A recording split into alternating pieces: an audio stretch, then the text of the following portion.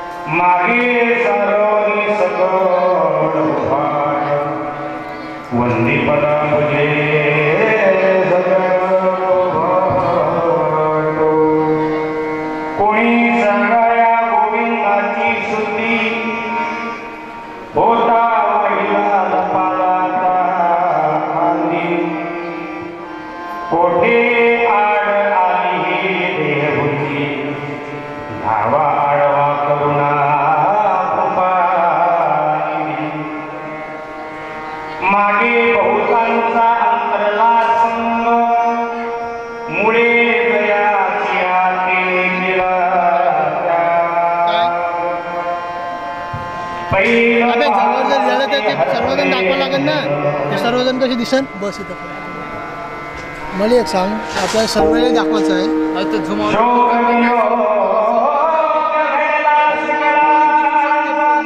म्हणजे गेला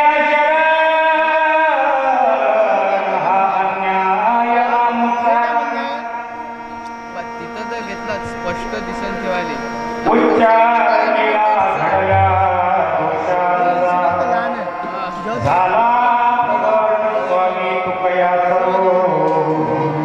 आपण काही असं थोडी कधी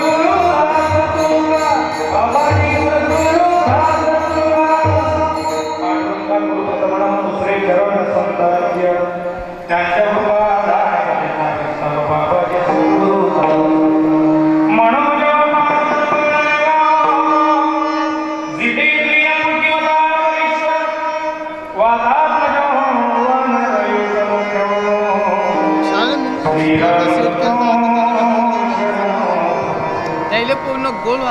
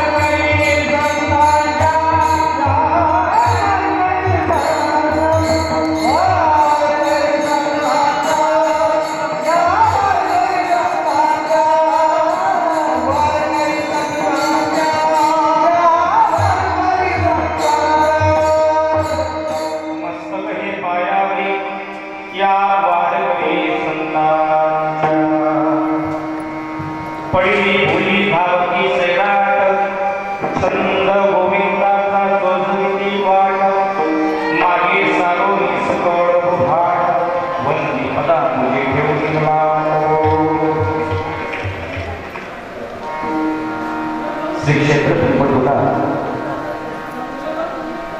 बाबांच्या या पवित्र दरबारामध्ये भगवान श्री पंढरीश परमात्मा यांच्या असीम कृपेद्वारे कैवल्य साम्राज्य चक्रवर्ती आनंदी ज्ञानोबाय जगद्गुरु जगद्वंदनीय श्री तुकोबाराय यांच्या आशीर्वादाने सद्गुरुनाथ लालजी बाबा सत्यदेव बाबा यांच्या कृपा आशीर्वादाने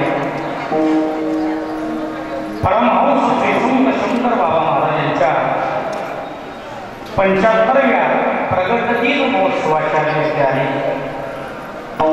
खऱ्या अर्थाने हा महाराजचा अमृत महोत्सवाला इथून प्रारंभ झालेला आहे आणि पुढच्या वर्षी याच्याही पेक्षा भव्य आणि दिव्य स्वरूपामध्ये हा अमृत महोत्सव या ठिकाणी साजरा होणार आहे. फक्त या अमृत महोत्सवाला प्रारंभ झालेला आहे आणि त्या निमित्ताने आज माझ्या वाटेला आलेली कीर्तनाची सेवा आणि त्याबरोबर उपस्थित सर्व आमचे गुरुजन मंडळी त्यामध्ये आदरणीय आमचे कालमर्सी मदंगाचार्य दिलीप महाराज लोकणे आदरणीय गायनाचार्य श्री हरिभक्त परायण विलास महाराज सुप्रे आदरणीय अक्षय महाराज आहे आदरणीय श्री हरिभक्त परायण आमचे प्रवीण महाराज देशमुख आहे हनुमंत महाराज आहे सर्व श्रीराज मंडळी या सगळ्यांच्या प्रमुख फक्त त्याचा झाला पाहिजे आणि माझ्या वाटेला आलेला हा जो कीर्तनाच्या सेवेचा योग आहे ते म्हणजे संपूर्ण बाबांची भक्त मंडळी अर्थात प्रगती महोत्सव समिती यांच्या माध्यमातून त्यामध्ये आदरणीय त्याच्यावर काहीच नाही आहे इथं काय दिसतं आताच्या सध्या सेटिंगमध्ये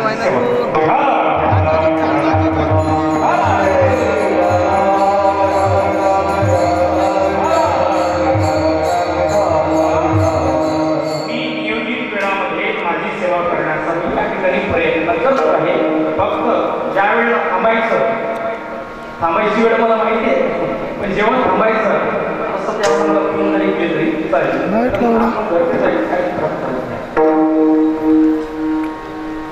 परमहंस श्री संत शंकरबाबा महाराज यांच्या प्रगट महोत्सवाच्या निमित्ताने सेवी करता निवडलेला भक्त वैराग्य साधना करायची मागं जास्त येऊ राहिला तू आणि वास्तविक स्वरूप ज्या देहात पाय सचिन मी काय म्हणतो काय राहू दे अबे राहू दे आता येते काय मागं पाय त्याच पद्धतीनं भगवान परमात्म्याच्या नावाचं चिंतन करणे गुणानुवाद करणे ते पाय चालला वरतं ही साधना भेदाची आहे. गाव टाकला राहू दे राहू दे शेवट मात्र अभेदान आहे. एवढी स्क्रीन चालू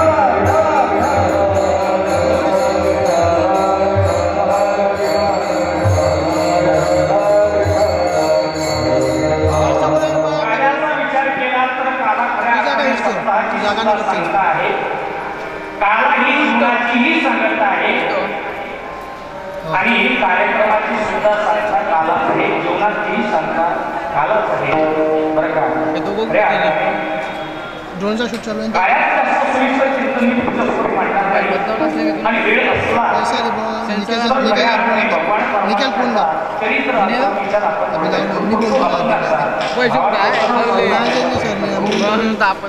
कारण आपल्याकडून वेळ करून वारकरी संप्रदायासाठी कीर्तनकाराकरता नियम आहे की त्या कीर्तनामधून कीर्तनकारांनी भगवान परमात्म्याच्या चरित्राचा उच्चार करावा. कारण भगवान परमात्म्याचे अनेक झालेले आहेत. अंश अवतार आहे अंशांश अवतार आहे कला अवतार आहे पूर्ण अवतार आहे आणि परिपूर्ण अवतार आहे. त्यामुळे दोन अवतार आहे एक आहे पूर्ण अवतार चायनाचा बनवला आणि दुसरा आहे परिपूर्ण अवतार. पूर्ण अवतार आहे प्रभू रामचंद्राचा आणि परिपूर्ण अवतार आहे भगवान कृष्णाचा. आणि म्हणून कार्याचं कीर्तन म्हटलं की कार्याच्या कीर्तनकाराकरता नियम आहे कोणता चरित्र देवच्या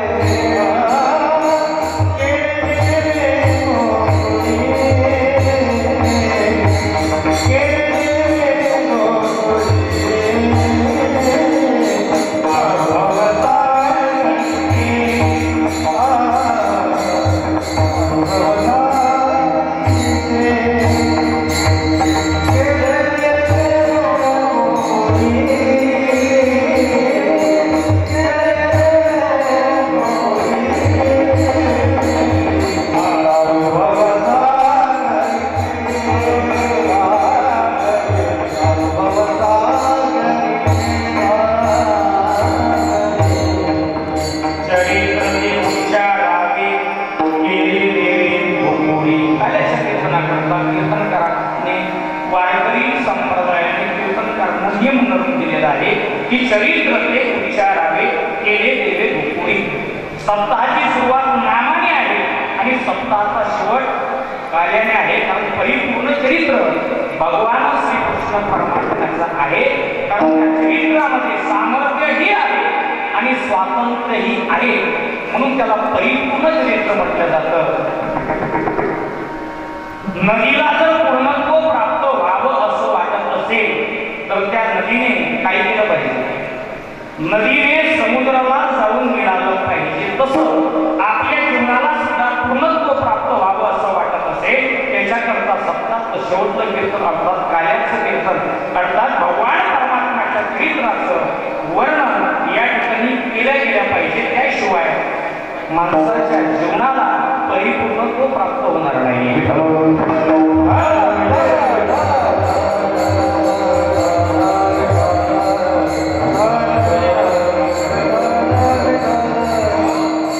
आजचा सेवेकरता निवडलेला जो अभंग आहे, या अभंगाचा जर विचार केला तर या अभंगाचा जगद्गुरु तुकोबारांनी अभंगाच्या माध्यमातून सरळ सरळ यमुनेचं वर्णन आहे.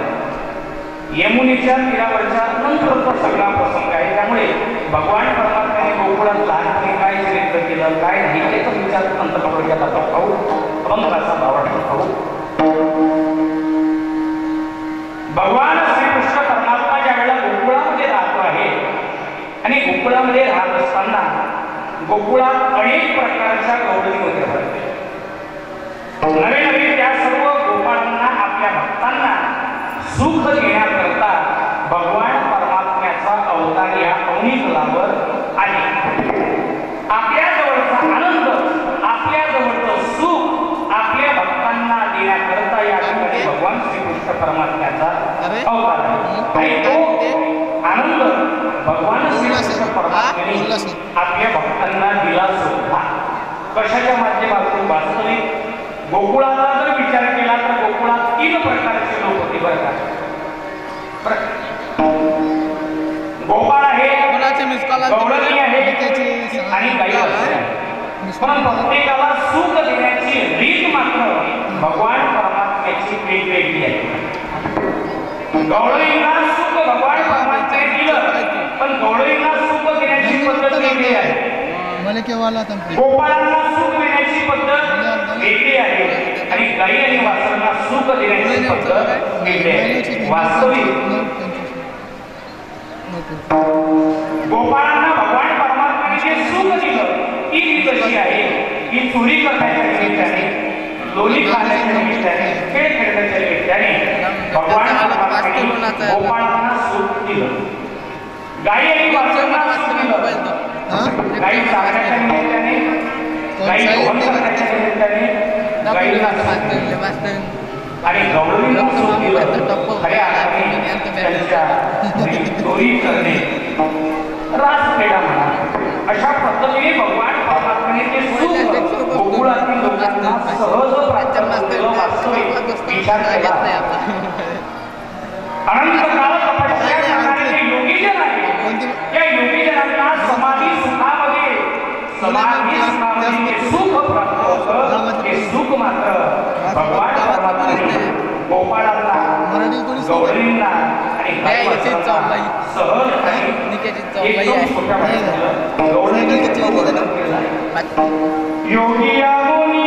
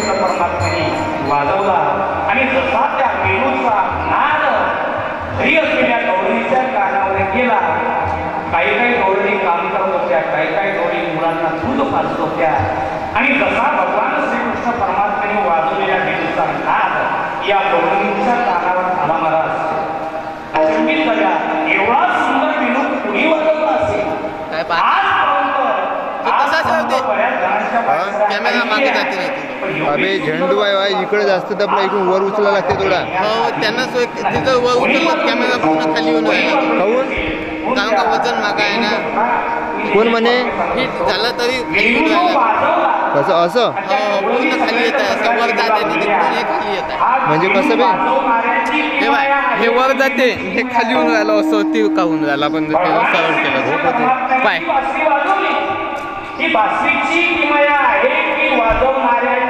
पाय पाय आता थांब. गती गती गती गती तो पुरात जाते.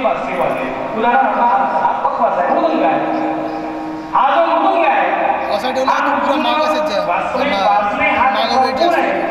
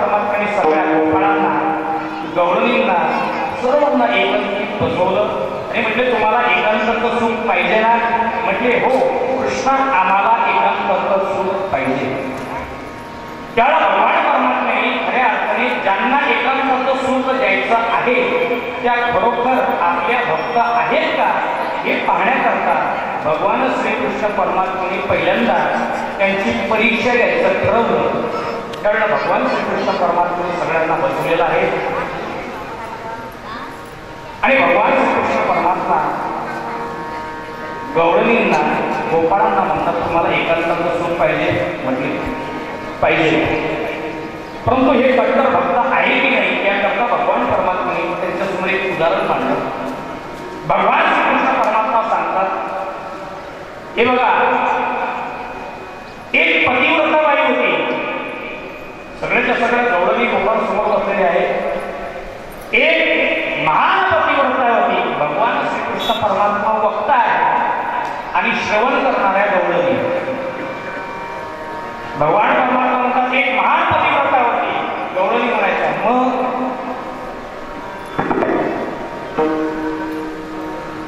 रोज नित्यनेमाने आपल्या पतीची सेवा करायची, गौरवी म्हणायच्या. मग आणि सेवा करत असताना एक दिवस संध्याकाळची वेळ आहे, पतीचं जेवण झालेलं आहे आणि जेवण झाल्यानंतर पती आणि पत्नी शेजारी शेजारी बसलेले आहेत. गौरवी म्हटल्या मग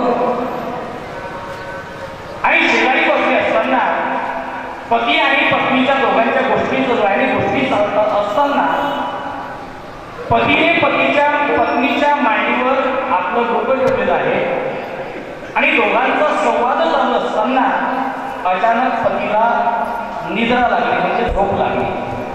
गवळणी म्हणायच्या मग आणि झोप लागल्यानंतर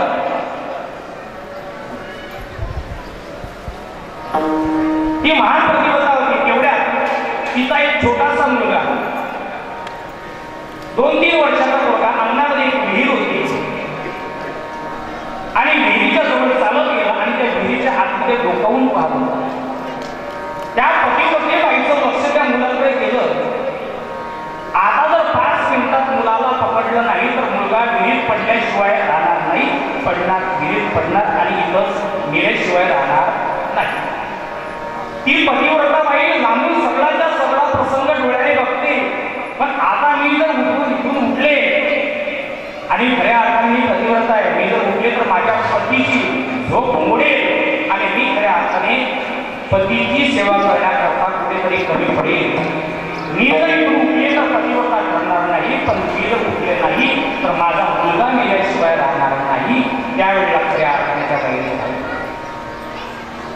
एकीकडे पुत्रप्रेम आहे आणि एकीकडं पतिप्रेम आहे.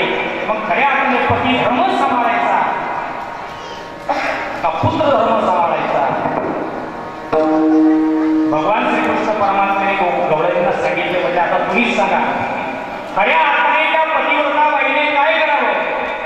त्या झोपलेल्या पतीचं मुलं खाली ठेवून त्या मुलाला धरावं की मुलाला विहिरीत पडू द्यावं पुत्र भाऊ? तेवढं सगळ्या गवळणींनी सांगितलं. म्हणजे कृष्णा, आज जरी तू आम्हाला प्रश्न विचारला असला तर आमच्या मते तुझं मत काही असो, पण आमचं मत तुला स्पष्ट सांगतो. खऱ्या अर्थाने ती पतिव्रता बाई आहे आणि पतिव्रते बाईने आपल्या पतीची सेवा केली पाहिजे. मग मुलगा विहिरीत पडो नाही तर अग्नीत पडो, काही घेऊन नाही. आणि तसेच कृष्णा तुला सांगतो, अरे जी पतिव्रता बाई आहे त्या पतिव्रती बाईची सत्ता इतकी आहे बघा.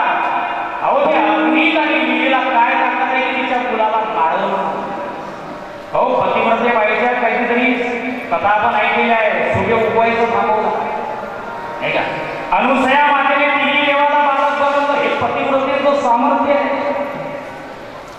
म्हटले कृष्णा, आमचं मत असं आहे की तुम्ही मुलाचं लक्ष न देता पहिल्यांदा पती धर्म सांभाळायचा, कारण पहिल्यांदा पती धर्म महत्वाचा आहे. पती धर्मापासून पुत्र धर्म प्राप्त झालेला आहे, म्हणून पहिल्यांदा पती धर्म महत्वाचा आहे. तिने पती धर्म सांभाळला पाहिजे. भगवान श्रीकृष्ण परमात्मा म्हटले नक्की, म्हणजे नक्की 100%, म्हणजे 100%. याले तुम्ही झापला घेतला काय भला चुपचाप बसला. भगवान श्रीकृष्ण परमात्मा म्हटले इथंच तुम्ही फेल झाले. म्हणजे कसं काय? हा पेक्षा पतिव्रते बाईने पतीची सेवा केली पाहिजे आणि तुम्ही सगळ्याच्या सगळ्या पतिव्रता आहात. आणि मग पतिव्रता तुम्ही असताना घरी असलेले पती सोडून इथं तुम्ही यमुनेच्या तीरावर काय करता? म्हणजे चला वागणे, कारण तुम्हीच सांगितलं पतीची या मता अनुसरणी पतिव्रता हे अनायासे आत्महिता भेटायची.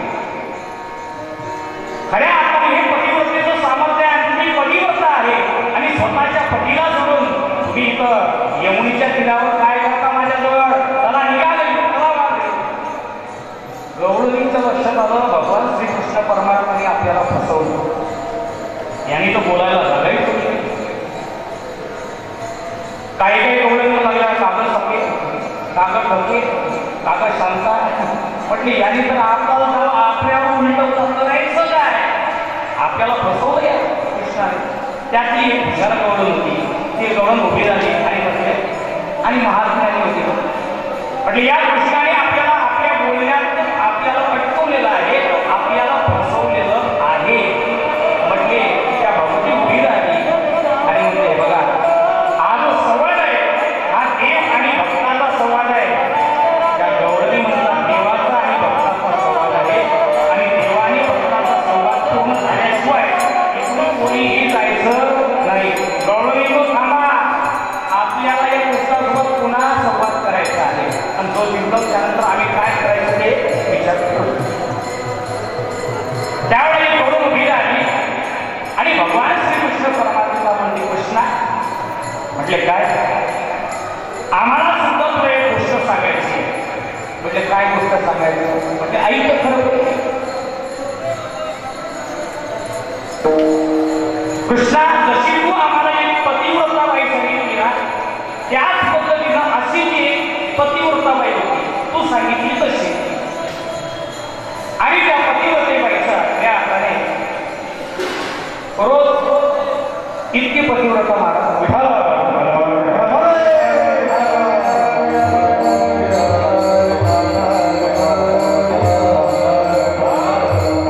पतिव्रताबाई रोज नित्यनेमाने आपल्या पतीची सेवा करायची, आपल्या पतीची आज्ञा घ्यायची आणि आज्ञा घेतल्यानंतर जे काही काम करायचं ते काम रोज नित्यनेमाने करायचं. भगवान श्रीकृष्ण परमात्म्याला कवळणी सांगतात. भगवान म्हटले मग त्यानंतर एक दिवस तिचा जो पती आहे तिच्या पतीला बाहेर कामाकरता 8-15 दिवसाकरता काहीतरी बाहेर जायचं होतं. भगवान म्हटले मग,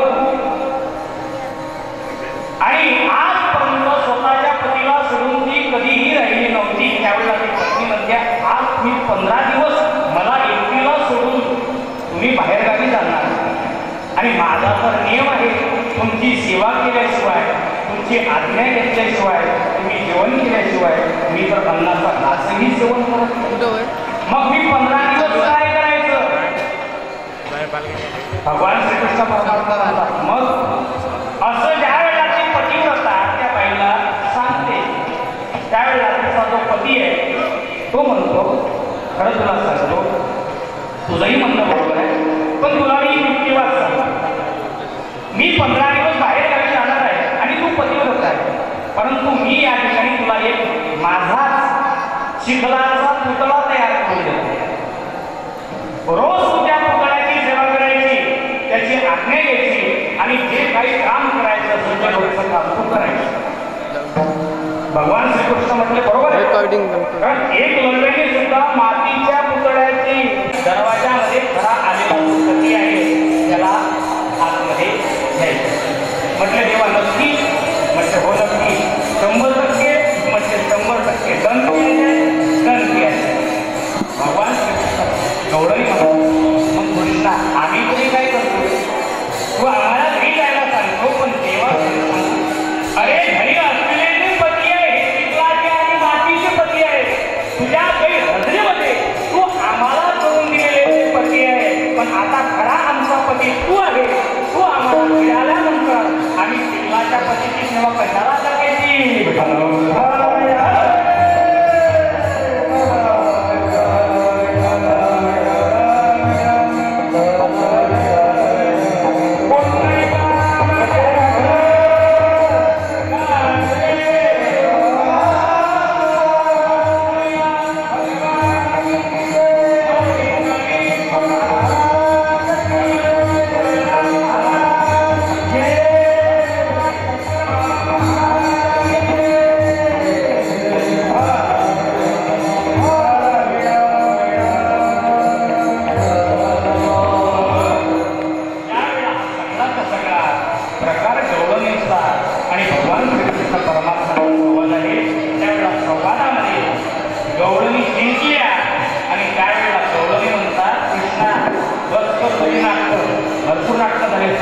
पटकन आम्हाला तू या ठिकाणी सुख दिलं पाहिजे आणि एकांत सुख दिलं पाहिजे.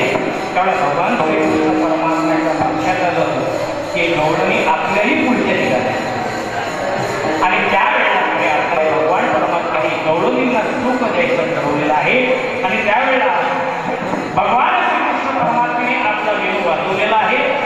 सगळ्याच्या सगळ्या गौडणी आपापल्या खऱ्या अर्थाने त्यावेळेला भगवान श्रीकृष्ण परमात्म्याला जशी बाजरी वाजवली. कधी कधी भगवान श्रीकृष्ण परमात्म्याला ज्या वेळेला गौडणींना भेटायचं असतं ना त्यावेळेला घरी काय करायचं? घरी खऱ्या अर्थाने गोकुळात 3 प्रकारच्या गौडणी होत्या. कोणी सुना, कोणी लेकी, कोणी एक संबंध. 3 प्रकारच्या गौडणी आहेत. सुना पूर्ण पारतंत्र्यात आहे, लेकी अर्ध पारतंत्र्यात अर्ध्या स्वातंत्र्यात आहे, पण सासू मात्र एकदम स्वातंत्र्यात आहे. सासूची परवानगी घेतल्याशिवाय घराच्या बाहेर जाता येत नाही. त्यावेळेला त्या गौडणी काय करायच्या? घरी असलेले जे पाण्याच्या हाड्या हे सगळेच्या सगळे मुद्दामून खाली आणि सासूबाई पाणी संपलं. सासूबाई भवानी मला काय सांगते, जा नदीवर घेऊन ये. त्यावेळेला त्या निमित्ताने भगवान परमात्म्याला भेटण्याकरता त्या गवळणी